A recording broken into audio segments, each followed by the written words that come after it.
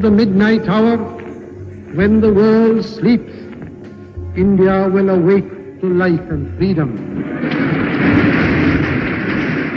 Hello, welcome to One India. I am Akash and I hope that you are doing absolutely well. On the 15th of August, we Indians celebrate our Independence Day. To most of us, it is a day to relax, to enjoy that long-awaited day off that we were looking at, and of course go out with our friends and family and maybe join that social gathering that is happening in our society to unfurl the national flag and, well, of course, also enjoy the sweets that are distributed there. We all know that it is the day that India got its independence from the British, who ruled us for over 200 years. At the stroke of the midnight hour, when the world sleeps, India will awake to life and freedom. Well, thousands of people laid down their lives for the future generation, for them to breathe in a free country and to make reels on Instagram. Now, every year we remember the men and women who fought the British to win our freedom. People like Mohandas Karamchand Gandhi, also known as Mahatma Gandhi, Pandit Jawaharlal Nehru, Sardar Vallabhbhai Patel, Subhash Chandra Bose, Bhagat Singh, Durga Bhabhi, Sarojini Naidu, and, well, the list goes on and on. But there are thousands and thousands of unsung heroes of the Indian freedom struggle whose name we have never heard. Or if we have heard their names, not much is known about them. But today we will talk about some of these unsung or unknown people who fought for the freedom of our country but never made it to the history books in our school and were never adopted as a subject for a movie in the Bollywood. Tirupur Kumaran. Now, Tirupur is a town near Coimbatore, Tamil Nadu, and it was Kumaran's hometown. In 1932, Kumaran organized a protest march against the British. He was carrying the Indian national flag, which was banned by the British. This enraged the British officials, who began assaulting these protesters, including Kumaran, insisting that he put down the flag. Kumaran held on to the Indian flag even after repeatedly being beaten up. He was mortally wounded, and even when he fell down into a faint before dying, he clung on to the Indian national flag, ensuring that it never fell on the ground. Now, this incident gained him the title Kodikata Kumaran, or Kumaran, the savior of the national flag. Kamaladevi Chattopadhyay. Now, born on April 3rd, 1903, she was a social reformer and a freedom fighter. Now, Kamaladevi Chattopadhyay was best known for being the driving force behind the renaissance of Indian handicraft, handloom, and theatre. She also fought for the upliftment of socio-economic standard of Indian women by pioneering the cooperative movement. However, her contribution during the freedom struggle is not to be missed. Now, married at the age of 20, she was in London when she heard of Mahatma Gandhi's non-cooperation movement in 1923. She promptly returned to India to join the Seva Dal, a Gandhian organization set to promote social uplifting. In 1926, she met Margaret E. Cousins, the founder of All India Women's Conference, and was inspired to run for the Madras Provisional Legislative Assembly. She was also the first Indian woman to be arrested when she entered the Bombay Stock Exchange to sell a packet of salt. She nearly spent an year in the prison for that. Khudiram Bose. Now, Bose's tale of valor is that stimulates basically a sense of pride as well as a little bit of pity for perhaps the same reason.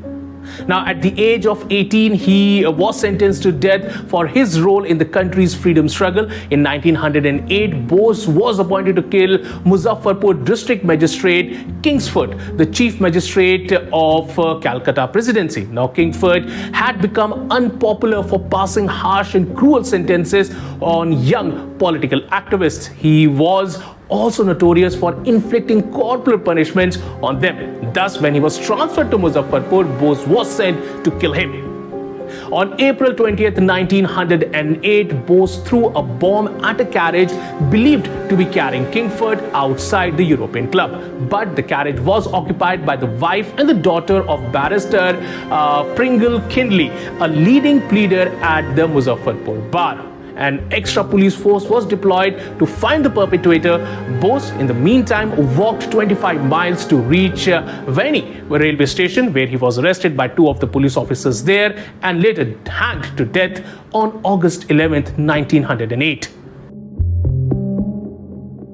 Pir Ali Khan. Now, Pir Ali Khan was the part of the 1857 rebellion against the Britishers. He was born in Mohammadpur in Azamgarh district of Uttar Pradesh. When he was just 7, he ran away from his house and then arrived in Patna, where he was given shelter and refuge by a zamindar who brought him up along with his son and educated him. Now, after that, Pir opened a bookshop in Patna, which became the meeting point for the freedom fighters to make plans to overthrow the British government. In fact, the bookshop was the point where everyone kept in contact, not only amongst themselves but also with the Indian soldiers in the British Army too. Now, Ali conducted regular campaigns against the Britishers and became an integral part for the rebellion of 1857. While he was plotting with the soldiers of the Dhanapur cantonment, two letters from them fell into the Britishers' hand. Now, they became aware of Pir's involvement into the revolution. Now, Ali realized that what was happening and planned to attack the Britishers and gathered those who were interested. Now, he collected 50 guns with the help of his co-worker Maulvi Mehdi and distributed them among his group members. Now, on July 4th, 1857, Ali and 33 of his followers were arrested. Most of them were hanged on the very next day without even a hearing. Now, Ali was brutally tortured and cross-examined, and on July 7th, he was too hanged. Matangini Hazra. Now, hailing from Tamluk, which is now Mindapore in the Bengal presidency of British India, Matangini Hazra was a champion of civil disobedience movement and Quit India movement. Now, she was a force to reckon with. Born on October 19, 1870 to a poor family, she had no formal education. She was married at an early age and widowed at the age of 18.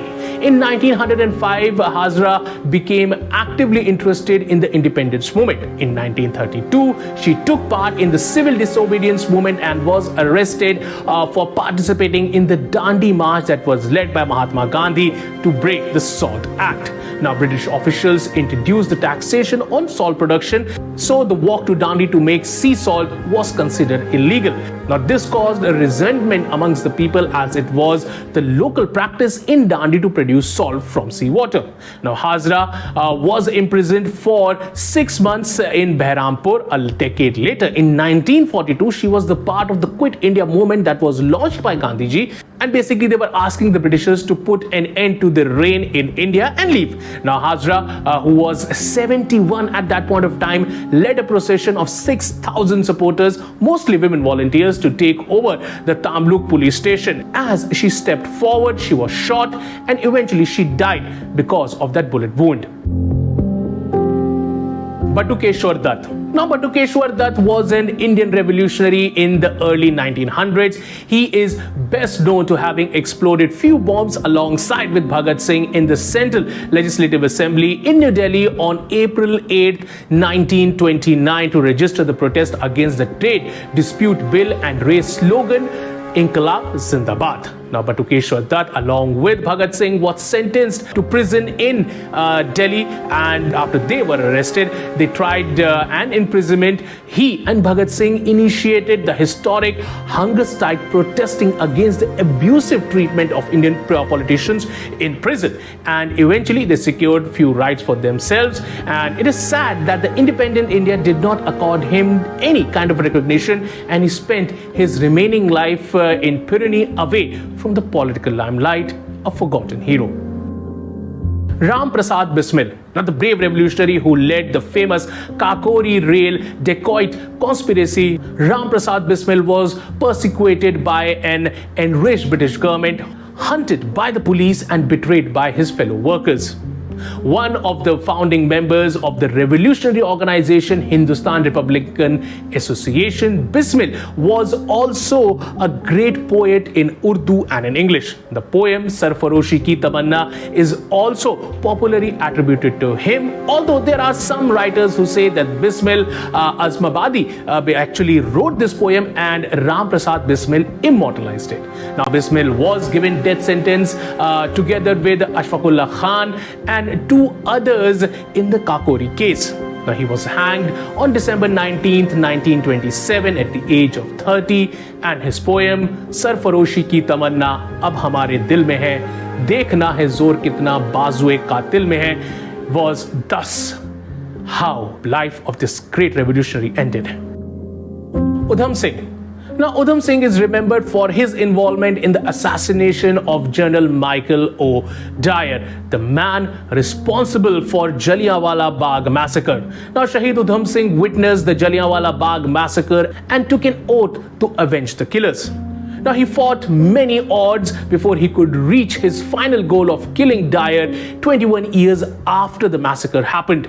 Now, Gandhi and Nehru both condemned his act at the time, with Gandhi remarking that the outrage has caused me deep pain and I regard it as an act of insanity. Hope this would not be allowed to affect the political judgment. Now, Nehru wrote in his newspaper National Herald, assassination is regretted, but it is earnest hope that it will not be far-reaching repercussions on the political future of India. It was only Subhash Chandra Bose who basically approved of Udham Singh's action. The British government labeled him as one of India's earliest Marxists, and on July 31st, 1940, he was hanged for the assassination of Michael O. Dyer. So, well, there you have it, some of the unsung heroes of the Indian independence. I hope that you enjoyed this video, and if you did, well, don't forget to subscribe to One India News YouTube channel, and of course, share this video